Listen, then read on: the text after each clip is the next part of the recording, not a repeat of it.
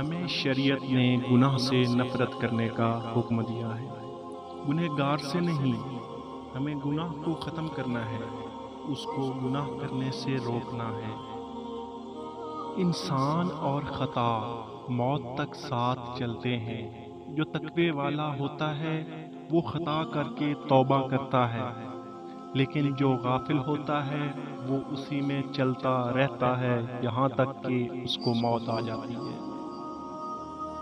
دنیا کی زندگی امانت ہے، یہ عنقریب ہم سے لے لی جائے گی۔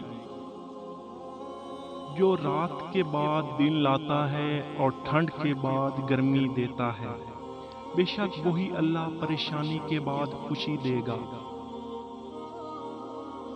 سننے والا سن کر، دیکھنے والا دیکھ کر، سہنے والا سہ کر، جو خاموش ہو جائے تو سمجھ لینا ان کا معاملہ اللہ کی عدالت میں پہنچ گیا ہے۔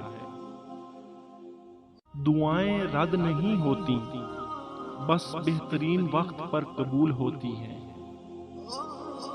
بے عزتی کا جواب عزت سے دیں، بدلہ نہ لیں، معاف کر دیں، یہی اعلیٰ اخلاق ہیں۔ جوانی کے دھوکے میں نہ آنا، کیونکہ بوڑھا ہونے سے پہلے کافی نوجوان گزر چکے ہیں۔ یہ جنت نہیں دنیا ہے، یہاں منفی رویے آئیں گے، منفی بول آئیں گے، سن کر سہ جاؤ اور